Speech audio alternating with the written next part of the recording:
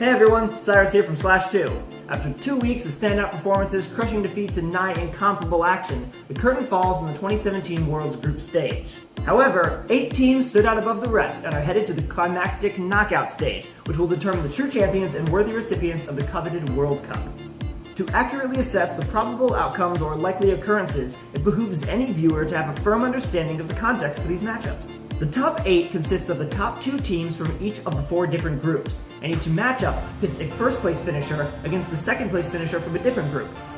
Grasping the relative strength of each team comes down to analyzing what happened in each of their respective groups. Even if the matchups themselves create a new layer of exploiting strengths and weaknesses, it is rare that a team looks far and away different from how their group stage performance would indicate. So starting off with Group A, SKT and C9 are the 2 teams that qualified.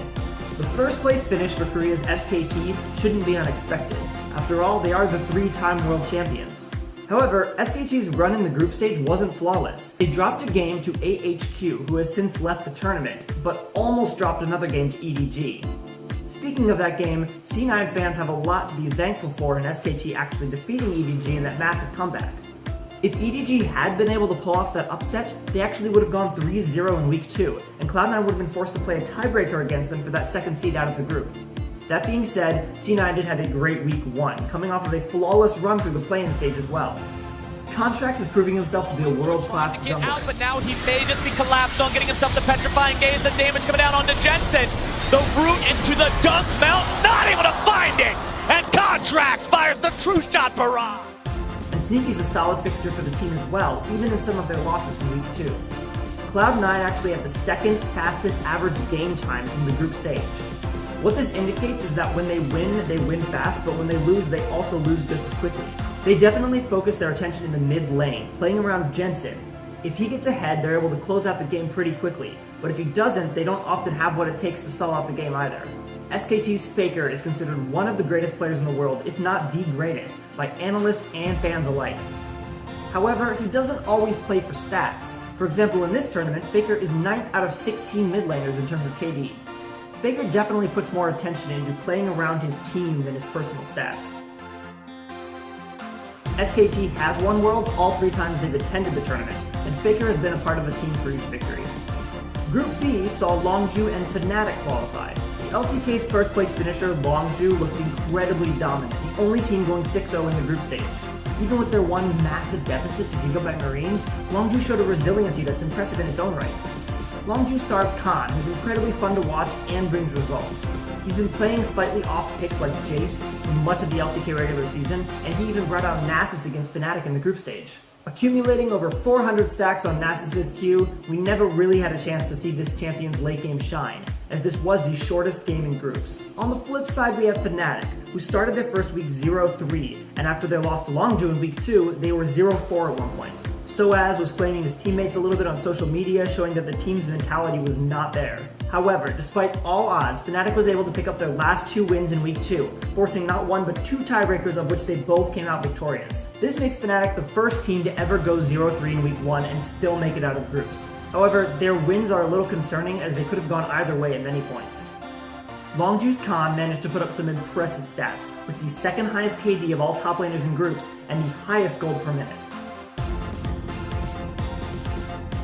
One of Fnatic's star players this past regular season has been Caps in the mid lane, but he only managed to have the 8th highest KD of all mid laners in groups. In Group C, LPL's RNG took first place in the group over the LCK's Samsung Galaxy.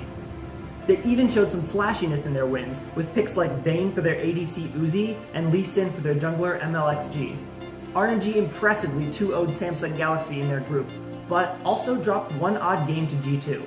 Despite definitely showing some weakness in their one loss, RNG looked to be the strongest non-Korean team in knockouts regardless. They are no longer their former macro-less self, but rather a smart, coordinated team who retains that aggressive style. Samsung Galaxy also managed to make it out of their group, but aside from their 2 losses to RNG, they almost nearly dropped a game to Fenerbahce as well. In this game, they subbed out Ambition and subbed in Haru for the jungle. Ambition has frequently been referred to as the leader for the team, and they looked a little bit lost without him. We probably won't be seeing Haru again.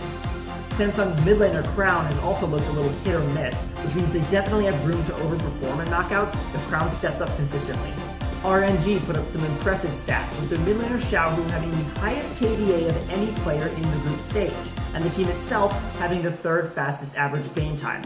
Samsung Galaxy's Ambition may have only had the 6th highest KD of all junglers in groups, but he had the highest CS per minute at 35.3. Not going to be able to call the feathers back, but it's Samsung Galaxy destroying FB. Thulton sitting on the front line. Padding gets caught up by the Rupture, forced to run away. He's dodging, dipping, ducking, and diving. He can't auto-attack enough, and Samsung wipe FB. At last, we arrived at Group D, where WE and Misfits qualified. The LPL's WE had an underperforming ADC in Week 1, but Mystic really came to life in Week 2 to put up some strong performances. Potent laners and an effective jungler in Kanji too separated them from TSM and Flash Wolves in the end. Much to the surprise of many, the EULCS's Misfits managed to claim the 2nd seed out of this group. All the members are stepping up big time and the team is looking better than ever, especially with their clean victory over TSM in the tiebreaker. Having said that, they did drop their Week 2 game against TSM and get 0-2'd by WE in the group. Takes him down, and now Horta gonna get ruptured on the other end of it, following to the Silence of Sven, trying to escape a power of evil, carrying his team to the double, and Heartstarter cleans up the 3rd. Additionally, TSM getting upset by Flash Wolves definitely played a part in causing the tiebreaker as well. Although, based on what the players were saying about scrim results, Flash Wolves were ultimately expected to get a lot more than one win. Despite a lackluster Week 1, WE's ADC Mystic was able to put up the 3rd highest KD, the 2nd highest gold per minute, and the highest damage per minute of all ADCs in the group stage. From Ben, and now they're on to Sword Art. Another kill picked up in that lane. Kandi there just in time. While the current strength of Misfits is arguable, they did not have the most impressive stats, in fact putting up the slowest average game time of any team in the group stage.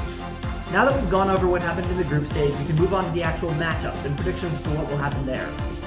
The first matchup to take place will be Longju versus Samsung Galaxy. This is an LCK matchup and we've seen this before, somewhat recently in fact, when Longju cleanly 2-0'd Samsung in the last game of the LCK regular season. Longju is perhaps favored even more in this matchup than they would be statistically just because of the familiarity with the other team. They're stronger in all roles except for possibly rookie Cuz in the jungle. He proved unreliable at times during the regular season, but has been showing fewer weaknesses here at Worlds, though that may have to do with the lower relative strength of teams, in which case Ambition might still be able to take advantage. Longju is the only team who can still accomplish the perfect run here at Worlds, although they are more likely than not to face against SKT in the finals. The last time they went up against them, it was a 3-1 victory for Longju. Samsung Galaxy could pull off the upset here if they use familiarity to their advantage. Crown and Cuvée are phenomenal players across the grand scheme of their whole careers. It is certainly possible for them to show up in a monstrous way here, in what is almost definitely going to be the most challenging match of their Worlds run. Prediction for this matchup is 3-0 for Longju because they show no signs of slowing down and have displayed a resiliency and flexibility unlike any teams demonstrated so far this year. The second matchup is SKT versus Misfits. At first glance, how could this not be a more lopsided matchup? LCK are the 3-time world champions who have never been knocked out before at Worlds, and Misfits were the 6th place EULCS regular season finishers who barely managed to make it to Worlds, where they're expected to win 1 or 2 games if any. Misfits are certainly surging at the moment though, with their 2-1 record over TSM in groups, and the near victory over WE, the first place finisher from their group. Hans Sama's power is definitely valuable as well, in an ADC-reliant meta with Ardent Sensor running rampant. Jungle matchup looks to play a huge part here as well, with Maxwell adapting really well game to game. The rapid early pace Misfits have been setting in games could certainly trip up an SKT looking vulnerable in the early game. Of course, SKT's ability to hold on and find that perfect late game teamfight cannot be overlooked, especially again with Misfits having the slowest average game time. It is hard to bet against a team that has proven time and time again that they are the best. So the prediction for this matchup is SKT 3-1, with Misfits maybe picking up one game off of a superb early performance. Our third matchup brings us RNG against Fnatic. RNG has typically been associated with over-aggression, for years even, to the point that it's often mentioned as one of their major flaws. This year, however, Uzi and Squad are demonstrating a macro game that supplements their all-in style of play, boosting them from merely impressive to verifiably intimidating. Backing up their team play is an incredible lineup. MLXG has been one of the most successful junglers so far, and Uzi's lanemate Ming has stood out above other supports in a meta where champions like Janna flourish. Additionally, RNG's mid laner Xiaohu is proving his determination this year, with few errors across all of his laning phases, resulting in that highest KDA of all players in the group stage. Fnatic, on the other hand, managed to qualify for knockouts via that unbelievable record-breaking Week 2 run. One that, unfortunately, does not give a lot of confidence to their fans. Nearly every win of Fnatic's 4-0 run was down to a few crucial mistakes by their opponent that turned the tides in their way. In the end, though, Fnatic did earn their spot. If they can survive against RNG's early aggression, they might be able to rely on Reckless in later teamfights, who has proven to be both phenomenal as well as tragic in high-pressure situations. Also, the momentum Fnatic is riding cannot go unmentioned, and the psychological impact that could have on the players going 4-0 after starting 0-4. Prediction will end up being RNG 3-1, mostly because RNG's off game against G2 shows they can have off games, and Fnatic's momentum could carry them into one win before RNG picks it up and really takes Fnatic out. At last we arrive at match 4, WE versus Cloud9, in what many expect to be the closest matchup of the knockout phase. WE is facing off against another NA representative in C9, and although they may have gone 1-1 with TSM in the group stage, during their second match they proved that they are definitely the better team. WE has many strengths that are hard to ignore, such as early roaming and grouping that creates unexpected pressure, such as that 3-0 early tower lead against TSM in their second game. The strength of Kandi in the jungle is contributing heavily, with the highest KDA of all junglers in the group stage. Support Ben has the highest kill participation in his role as well, and ADC Mystic has been stepping up huge in Week 2 as the stats show. If C9 can find an opening, it might be through drafting a strong laner for their star player Jensen against the likes of Xie's Jace, Corki, and Lucian. Jensen has been a bit overshadowed by his teammates so far, so people are really looking for him to step up in this knockout match.